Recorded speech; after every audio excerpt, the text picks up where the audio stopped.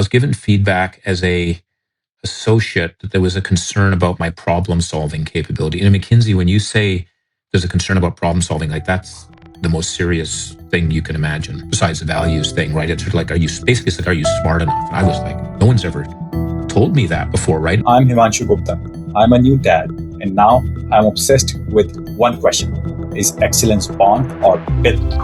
I interview world-class performers to extract the decisions and habits behind their success. So when you think of this question, genius born or made, especially when applied to your life, what's your opinion?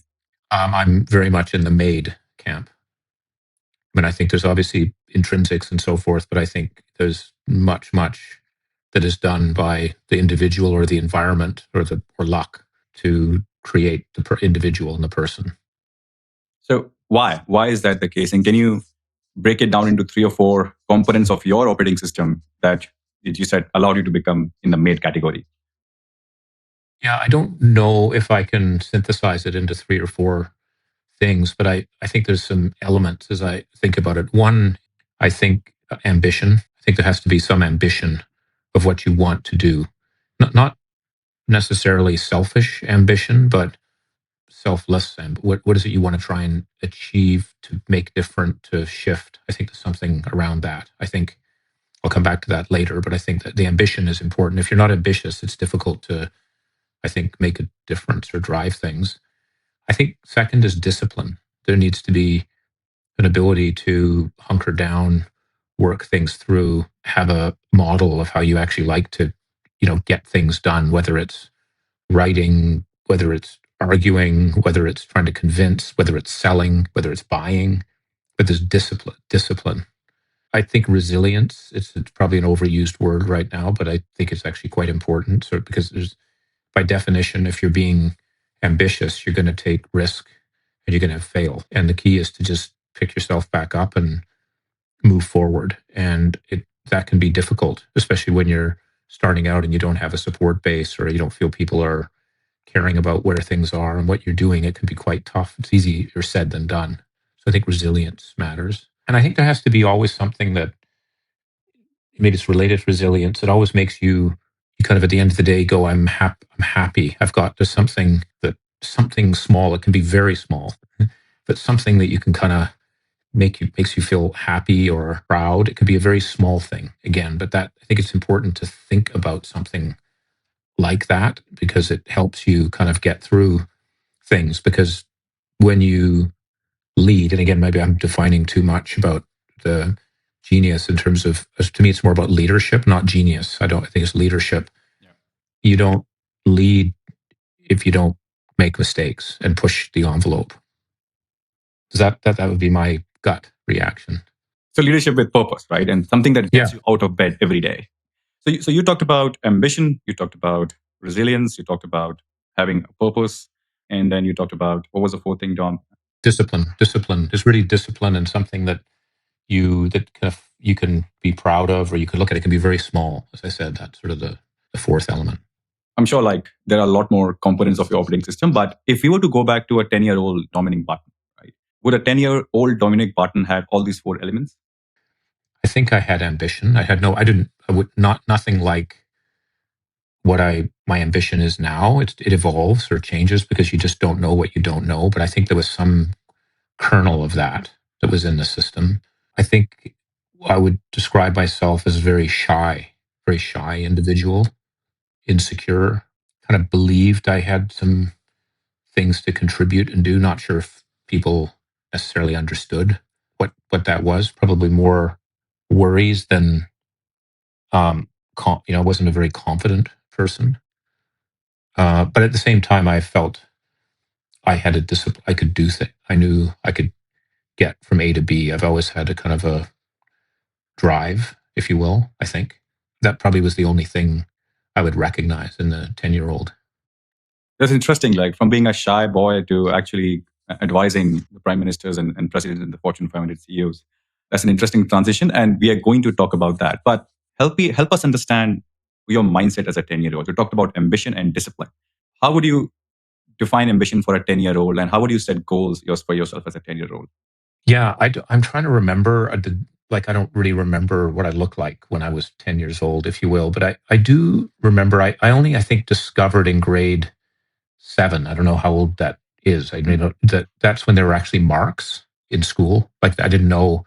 My parents were very laissez-faire. I mean, they wanted me to do well, obviously, and they clearly believed in what I could do, but they didn't put any pressure on me whatsoever.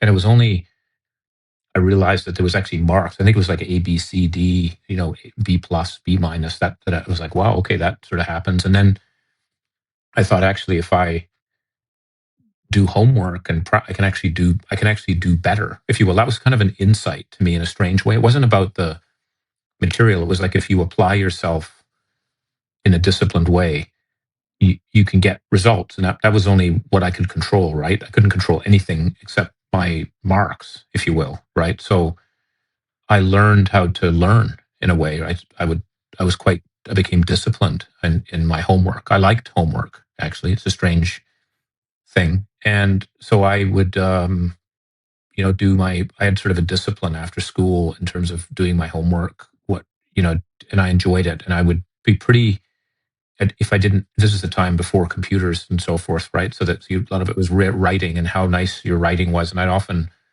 would rewrite my homework 2 or 3 times before handing it, you know what I mean? Handing it in, because it had to look good. And so there was something about that was kind of a revelation to me. And I remember my dad telling me once, he goes, sometimes if you don't know, if you write it down 3 times, you can kind of remember it. That was sort of the code. He wasn't trying to focus me to do it. It was just more what he'd learned. I remember that. And that kind of worked, and kind of doing things regularly, not last minute, was important. And that was, again, something I felt I could control. I couldn't control much else. I actually liked sports. I wasn't very good at it, though the sport I actually was, strangely enough, very good at was basketball.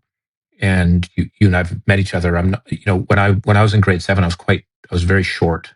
And my PE teacher, I remember, who I admired a lot, basically told me, I might as well try a different sport, because he looked at my knees and didn't think I would grow. So I was wasting my time doing basketball, even though and I was actually on the basketball team, but he was kind of like, you're not going to grow. You should pick a different sport. And he was, I think in grade 12, he came up to maybe up to my belly button, because I grew. And it was like that. It frustrated me at one point, because this guy, the teachers can have a lot of influence on you. I'm not in Yeah. good and bad ways. And I actually have been very fortunate to have had some amazing teachers who kind of, number one, raised my ambition, believed in me, gave me suggested ideas. They were just magnificent. So, Dom, how would that interaction look like? So, we're going to cover the story of, as you talked about your basketball. It's a great story for us to uncover. But you talked about your teachers being your role models and being a great influence on you. So, what would that daily interaction look like when you said like they believed in you? It wasn't kind of like a daily thing. It was an incident. Right? That's all it took. Right. So I had after this basketball thing, and I really wanted to do it. And because I was actually quite good, and to be told you're wasting your time is not a very motivating thing, right? So I kind of went back to my schoolwork, and then in high school, I remember this PE teacher. I wasn't very big. I was small and very, very thin. So thin, my dad used to make me drink Guinness Stout at night to try and fatten me up. He was worried, that I was so skinny.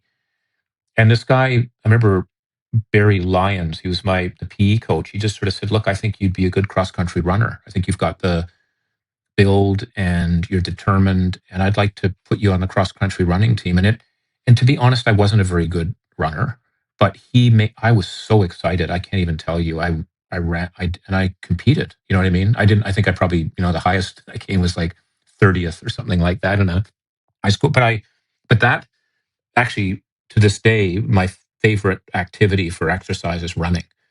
But he kind of, so is that like that? He said, I think you should do it. I'm going to put you on the team. And he was very encouraging. And I loved that. Then I had a grade 10 teacher, an English teacher, Carol Stubbson, who really believed in debating and said, I came from a very small rural school in Canada.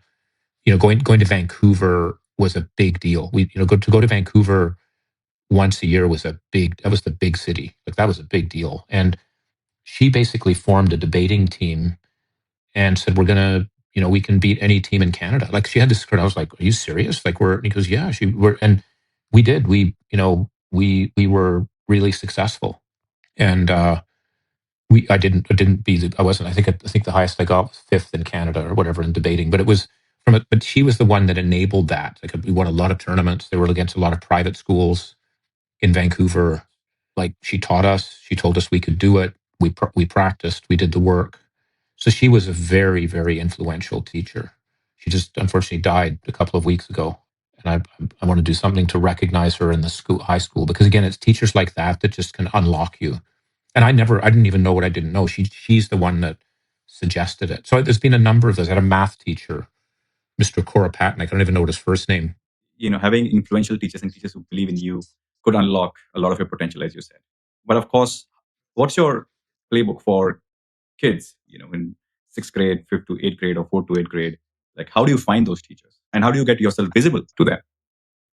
Yeah, I think a part of it is you need to reach out. If you're just quiet, you know, it's going to be difficult to get not noticed, because if you do it, you could be also an irritant or a pain in the ass if you're sort of trying to. That doesn't work so well, right? You know what I mean? It's more, but more kind of like listening and like asking for advice, seeking help, and you'll find there are teachers that you click with, right? That will work. There were some teachers that absolutely did the reverse.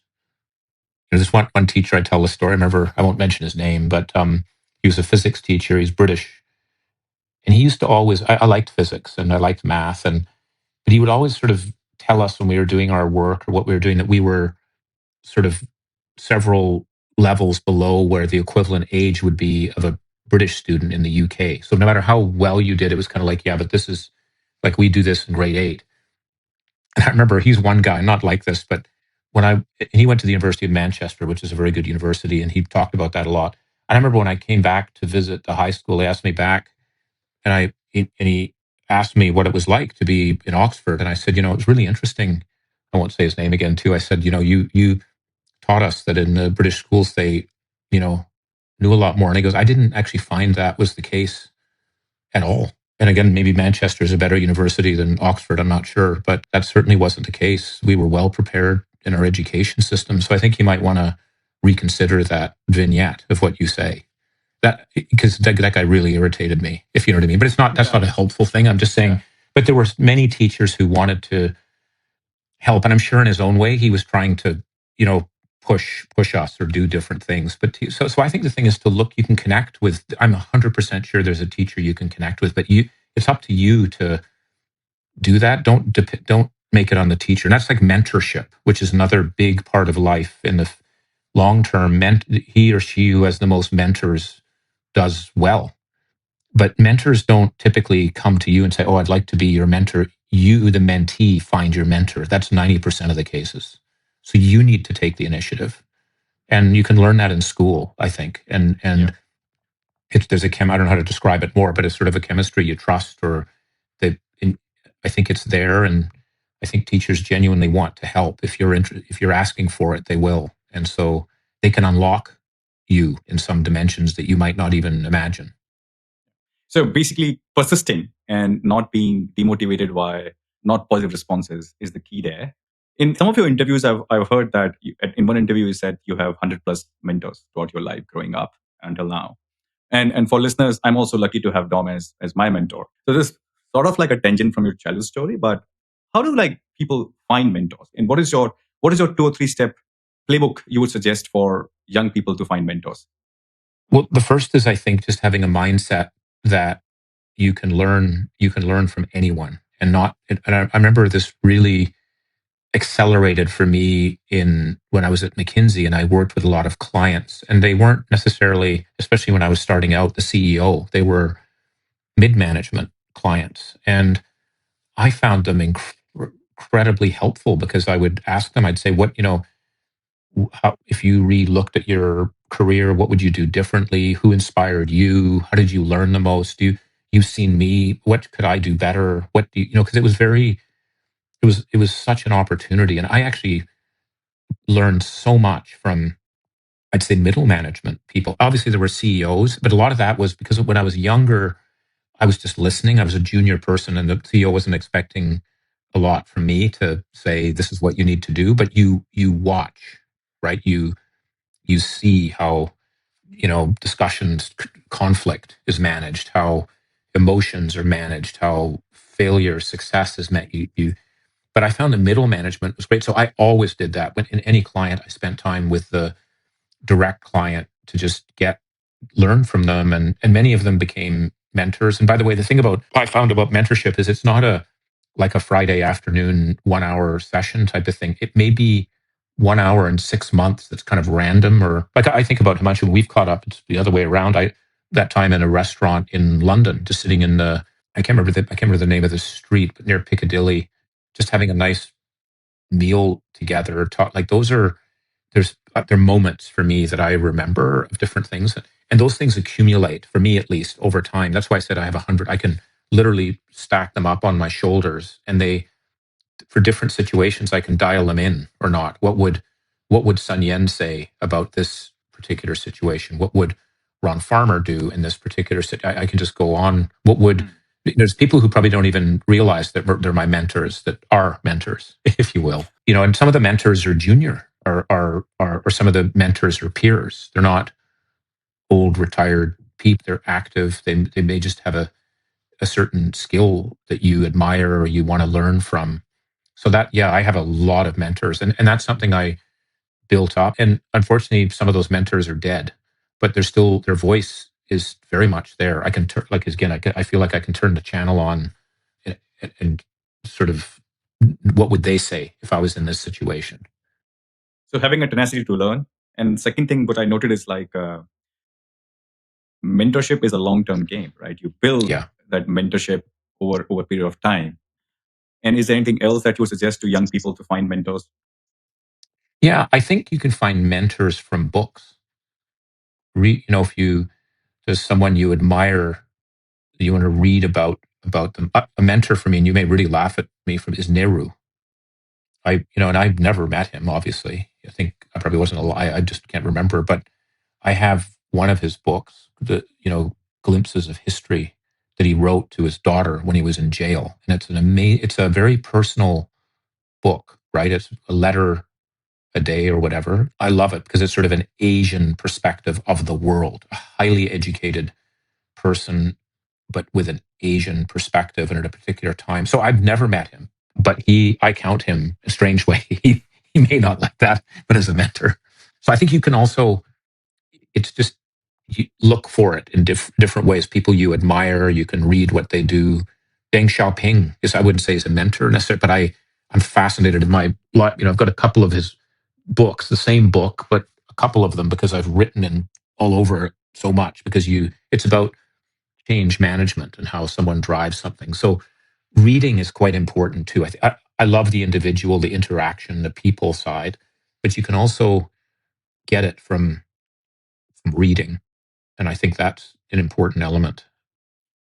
I'm sure many Indians will agree with you, Nehru being his life being sort of like a quasi mentorship material for them. But one thing I noticed also, you talked about reading books, right? So there are two aspects. One is there are a lot of people who want to read books, who start reading books. The question is how much they absorb from it.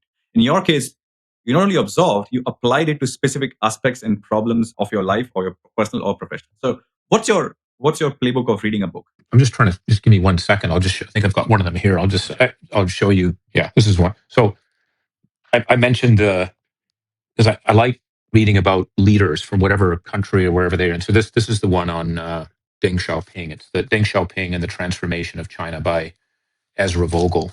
But what you'll see is that when I read it, I'm writing in it, right? So I'm making notes of, what I took from it, right?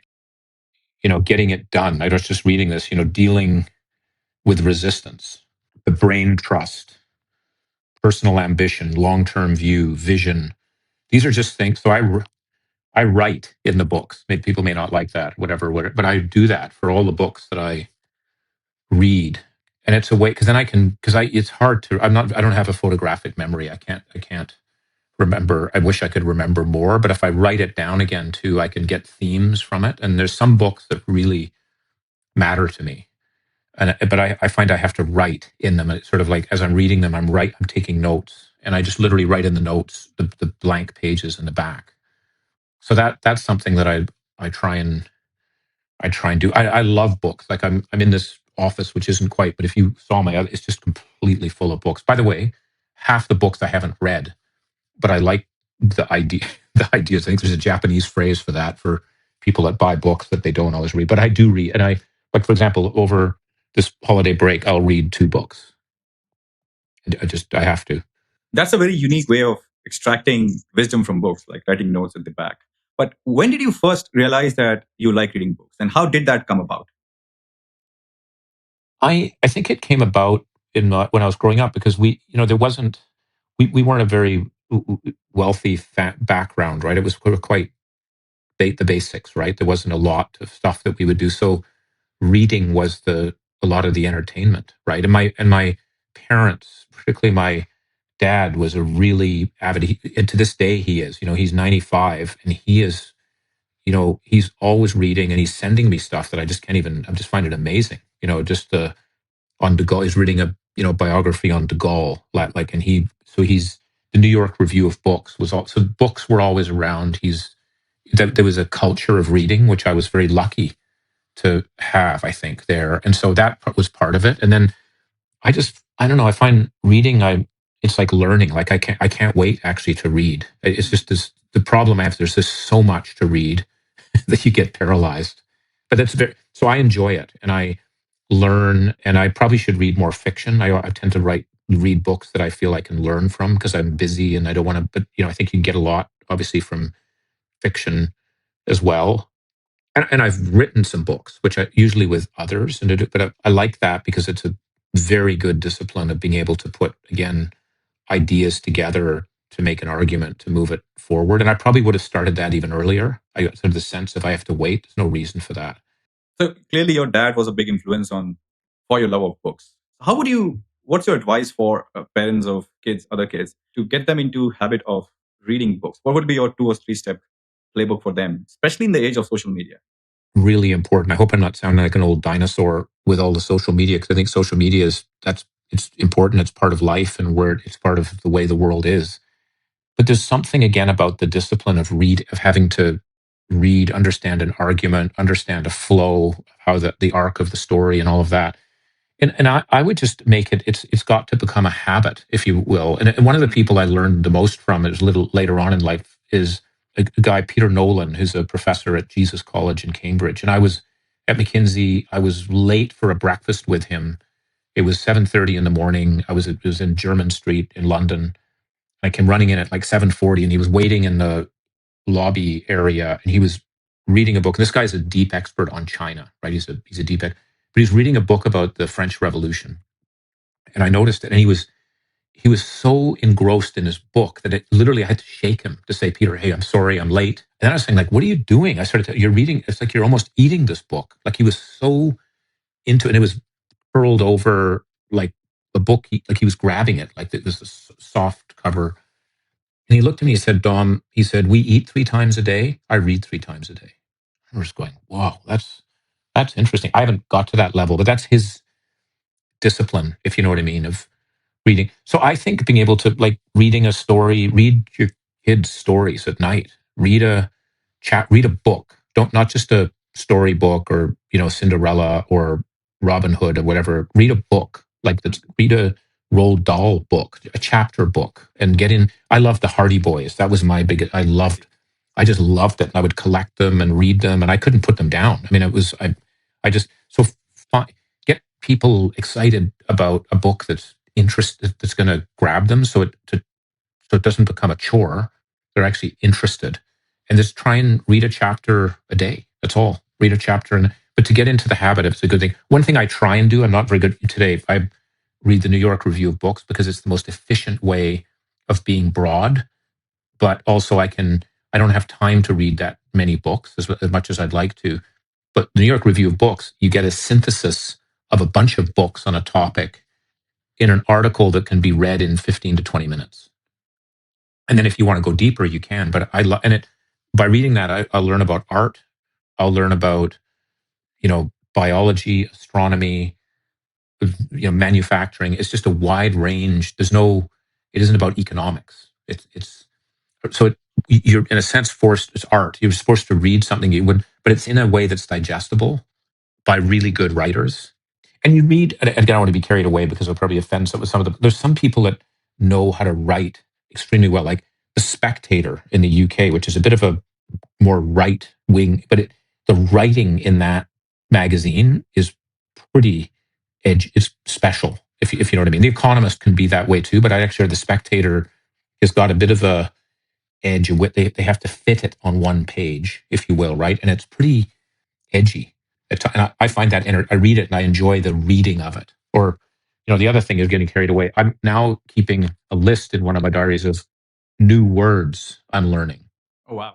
What, like just obnubilation, just some manicky. There's just a number of things. And I think again, for me, I have to write it down to remember. But there's a whole world that's out there if you can get the discipline.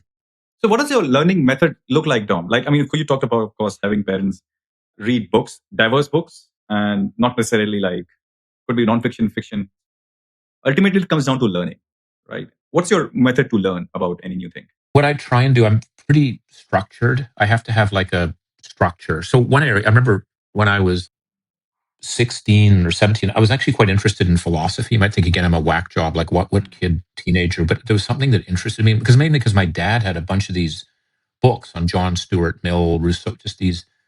So I said, okay, I want to learn about this. So I basically just tried to say, okay, and back then we didn't have Chat GPT or whatever to sort of structure it. It was kind of, who were the key thinkers in that? I just wrote a list. And then it turned out that there were books that were my parents had of it, or I could borrow from people. So I then put a list and I said, I'm going to go through 20 books on philosophy and read them, right, as I go through it. And it wasn't a course. It was actually when I worked on a fishing boat. I was working on a salmon trawler off the coast of British Columbia. And I brought a pile of these books.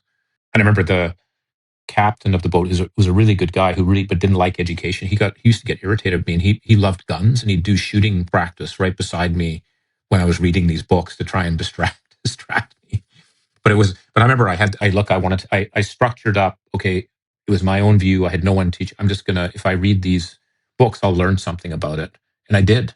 Probably not in a very the most effective way, but in some way. So having a structure to say, this is how I want to do it. And then trying to follow it. It's like self-learning. I was trying to do probably self-learning without realizing it. This is an area.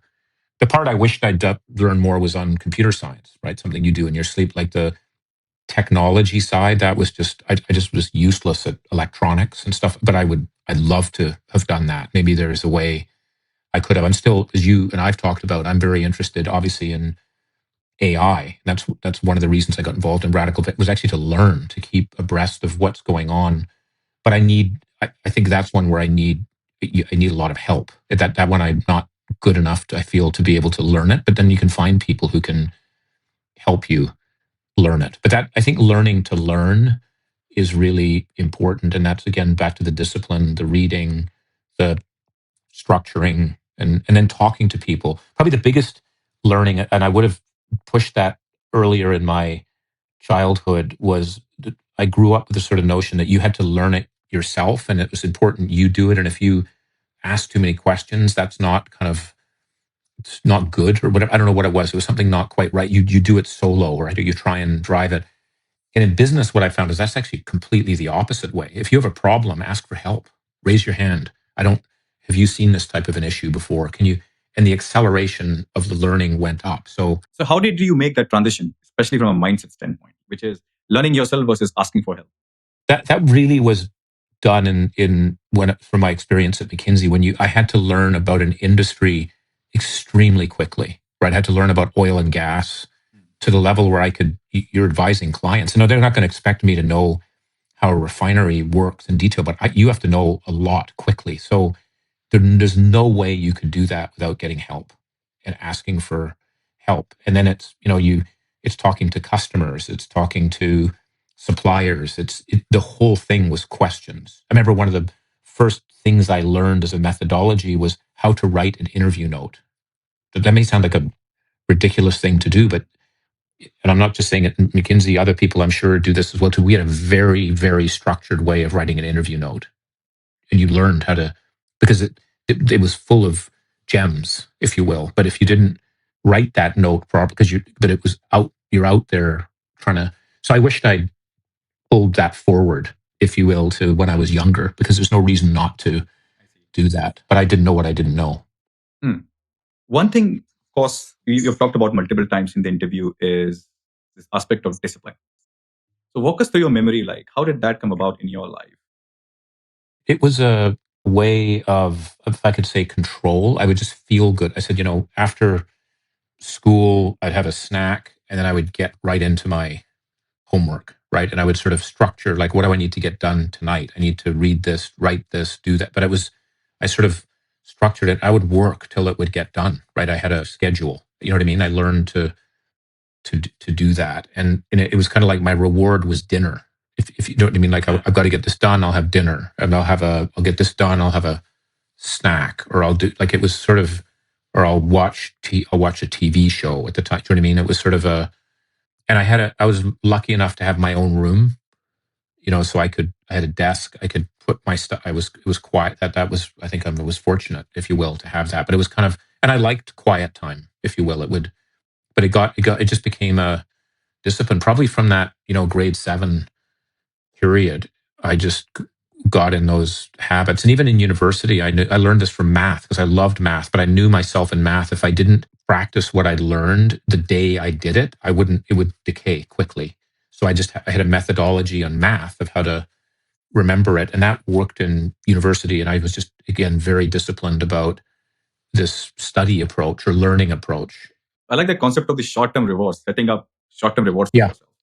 So did you see your parents doing that growing up? Not really.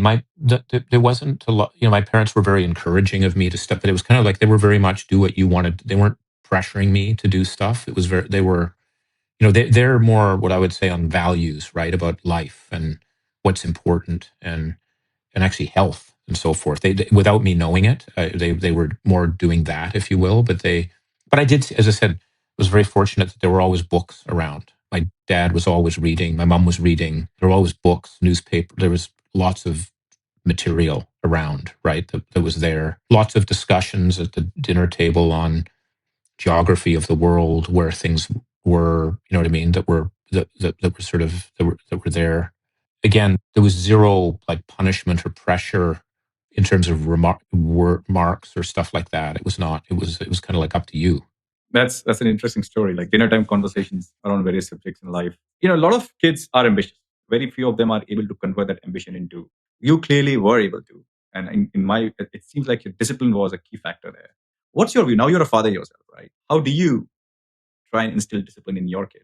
Or are you trying to? Yeah, I'm trying. I mean, I don't. It's funny when if you think you may have figured out yourself, it's very difficult to try and do that as well. If you know what I mean, because but what I try and do is, I think habits are important. So I have older children and younger children. I think part of it is children watch what you do. Like it's difficult to be one thing and not the other. They figure that out. So I hope, like, I work hard. I will, I think, probably work hard till I die. If you will. I just like it. So I think, I think they see that. But to give you a specific example, I have two very young kids, 7-year-old and a 5-year-old. And to me, it's about them being passionate about something and then just going at it. What they're passionate about right now is soccer, not school. Like, they have, so, and they play a lot. They practice. They're endlessly drawing up games with like fake players and when they score and what they're, there's all these,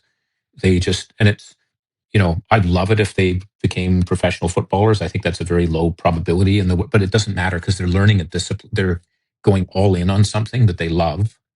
That's the thing, something that they love, whatever it is. And they're full on. They're also, he happens to like sports. They both happen to like that. So that's the thing. It could also be music. And my daughter, for example, loved dance and performing arts. That was her thing, right? And also with my older son, they would be on, like, we were in South Korea at the time. They were on a TV show because they were sort of foreigners that were there, and they loved it. Like, that was it was like acting. And it wasn't because they were going to become actors. It was trying to find something that they were passionate about that they could then really work to try and get as best as they can at it. And I think that's just a good habit. Don't try and push it into any particular, but help them find something that they can be passionate, and then let them go deep, if you will, into it. I think that specific that you or your partner did to help them discover that passion? I think that it's basically just trying to open up as many avenues as possible, because I don't think any of us know what we want to be when we're 10 years old. We have no, at least I didn't. I had no idea. I think, at one point I wanted to be a radio announcer. Then one thing my parents did, I then wanted to be a 747 pilot. That was my deep ambition. And I literally had the cockpit of a 747 on my wall, and I would memorize where the dials were, because I figured that's what you had to do as a part of the pilot test. You had to know. So I built model airplanes. I went crazy on that side. And I think my parents just kind of let me do that. But that was sort of what I wanted to do. But I didn't know what I didn't know, if you know what I mean, which is an unfortunate thing, I think, in today's world, because I think this is where I think there's something about our system that needs to figure out how to unlock more opportunity, because how do we know what we want to do if we don't experience it or see it? So that's why I think giving kids especially, as much range as possible to see, oh, that's a job you could do, or that's a role one could have, and there's so many of those. But I feel like I had a 1% view of what was out there, and I think I had pretty open-minded parents. So it's something I'm keen for our kids to just get exposures. Look at art, look at music, just try as best as you can with your capabilities or finance to give breadth, to sort of see if that will ignite them. And maybe it's more about the experience of getting ignited on something, even if that's long past being an opportunity over a 50-year time frame. That's my gut. I'm not an expert, though. I'm trying to figure it out. I'm sure, eventually you figured it out for yourself, Tom. So we want to transition into your career at McKinsey. So, of course, many listeners won't know is, of course, you're also a Rhodes Scholar, which is one of the hardest scholarships to crack. Most prestigious, in my view, because my former boss was also a Rhodes Scholar. But I want to talk about your career at McKinsey. What was your first week look like? And what was your playbook for the first week at McKinsey? I had no idea what McKinsey was. I didn't know it existed so it was a real strange thing at the beginning. And then we had this mini MBA. So my first month actually was more training, because this group that was brought in were sort of graduate degree holders with no MBA. So we were given 1 month to crunch an MBA.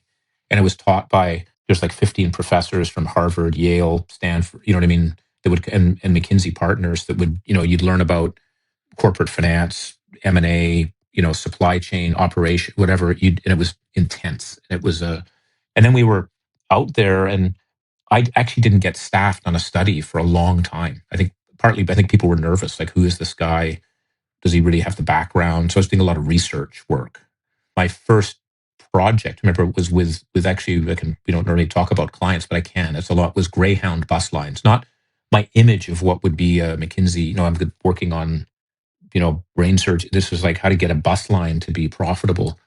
But I loved it. And what it was again, I got access to middle management as a very junior person.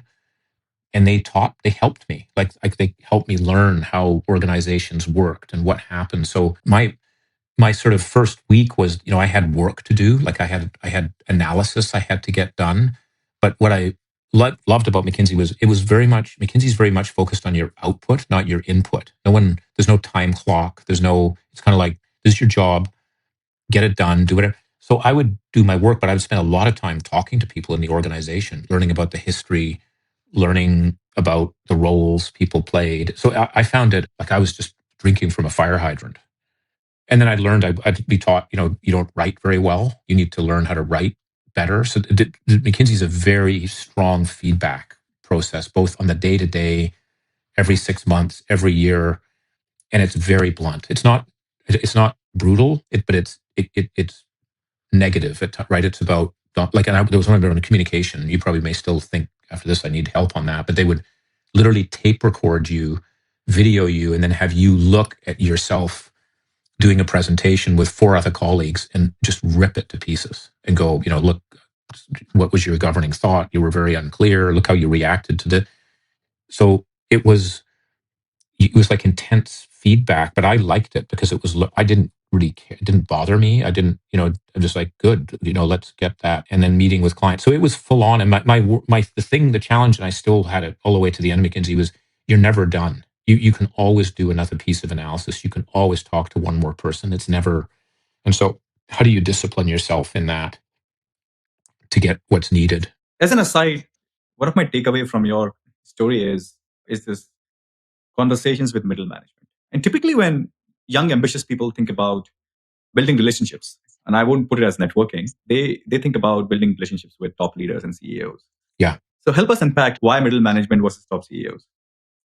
Because middle management are leaders. They're also on a curve, if you will, trying to learn, trying to do things. They're just sort of they're maybe 2 or 3 steps ahead of where you are, and that you can learn from that. And they're especially good middle management leaders. You know what I mean? And so I could relate to them more. The CEO, when you're 21 years old and you're dealing with a 55-year-old, like some old bastard who you don't even relate. You just and I remember I luckily had a very good first CEO experience because and this person actually, I learned so much from him, John Teets, who actually ran Dial Corporation, which had Greyhound bus lines. And he took me to the tool shed many times. And I loved, like, he would tease me about how young I looked and did I know what a razor blade was and all this sort of stuff. But I learned a lot. And he remember one thing he told me, he said, I know you kind of look at me and think you don't relate, because you can remember, he goes, I may be 55 and you're 21, but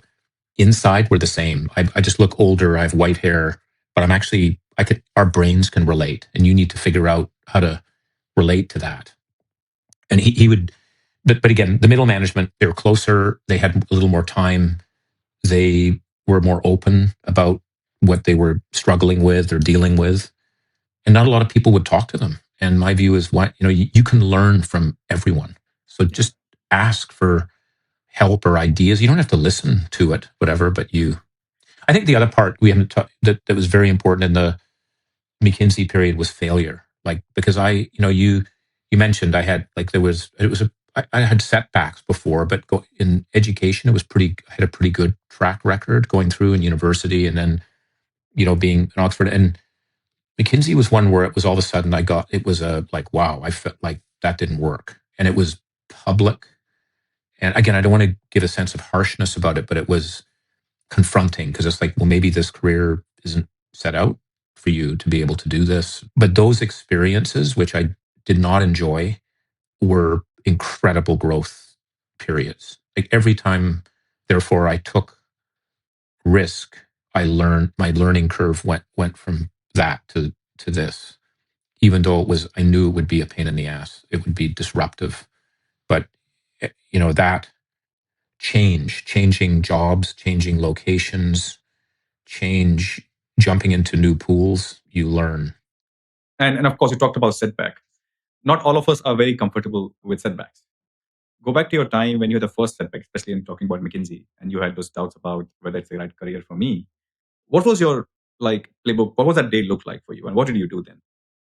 Yeah, I had quite a number of them. I mean, 2 just specifically, just because of the time we have. One was I was given feedback as a associate that there was a concern about my problem solving capability. And in McKinsey, when you say there's a concern about problem solving, like, that's the most serious thing you can imagine, besides the values thing, right? It's sort of like, are you smart enough? And I was like, no one's ever told me that before, right? And this person believed in negative feedback only, not positive. Basically said, look, a lot of people just give you positive feedback. I'm only going to give you negative feedback because that's how I learn. I was going, well, I'm not motivated that way. She was too bad. That's how I'm doing it. And it was like I was being tested. And I found that really difficult because it was like, no, I actually don't think you're very intelligent. That was like that was pretty hard, if you know what I mean. And that's where team members helped me, because it was kind of like, maybe I'm an idiot, because I was insecure. Is that, so that was a whole dimension, right? It was, again, a good experience, not one I'd want to do often, but it was like wow, that's a belief I had in something important. And the other was when it took me a long time to get elected. I sort of, despite that sort of problem solving feedback, I'd actually had I was sort of moving through the system quickly. And then I hit a wall, just like bang. And I barely got elected a partner. As I said, I think I've got slivers from the bar that I went over still in my back. And that was that was difficult because I had my father-in-law at the time, who I deeply respected and to this day respect as a businessman, said, Dom, maybe you're not this isn't a career for you. Maybe that was pretty, for a guy that I deeply respect, that was pretty challenging, right? And it's with all your colleagues. But that's where my view is. I really liked what I was doing, and I actually thought I could do it. So that's where the kind of the drive came in. It was like that this is gonna happen, come hell or high water. I will get it done. I can, I'll work it. I will get help. I'll ask for help. I'll drive it. I'll work very hard. Resilience along with the right process, mindset. Right process. Yeah, that's right. You are in a peculiar position. You have been in a peculiar position to mentor, coach, hire a lot of smart people, either at McKinsey, Rio Tinto, or even before that. What, in your view, do good or like top leaders do differently? Like, just to put it differently, who do you think among those smart people are able to become geniuses? What's your playbook there? Geniuses could be like in sports, consulting, or whatnot. Yeah, I am.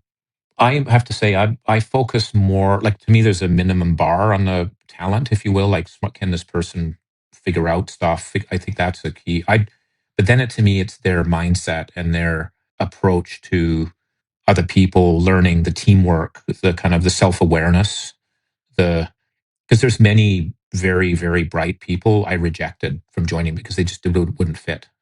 That it's not about being the smartest person in the room. It's whether you can work with other people, help other people, motivate other people, figure out how to unlock someone's capability. So it really is the character of the individual, not their marks. That obviously there's a bar, but then it's the character, resilience, breadth, like judgment. These are hard things to quantify, but it's character. Do you know what I'm getting at? Selflessness, real selflessness, not selflessness, but sort of, how do you, absorption? Can you absorb issues, or do you spin them right back out and push them at other people? And you can, in a conversation, get a good sense of someone's character. And I did a lot of recruiting. That was, again, one of the events at McKinsey. I led recruiting. I recruited thousands of people. And that's a great experience because you're seeing people, and you in an hour have to make a decision. You know what I mean? When you do that, it's going to make you better at trying. I know I made mistakes both ways. People I should have hired that I didn't. People I hired that I shouldn't have. Yeah, that's a good way to cap this conversation, Dom, about character. How it's more important than the marks, as you said. I wish we had the entire day, to talk and unpack your story, Dom. But I know you're incredibly busy. Thanks a lot for talking to us. I'm sure, like many parents and young professionals, will find it incredibly motivating. Well, thank you. Thanks for your time, and I really enjoyed the discussion.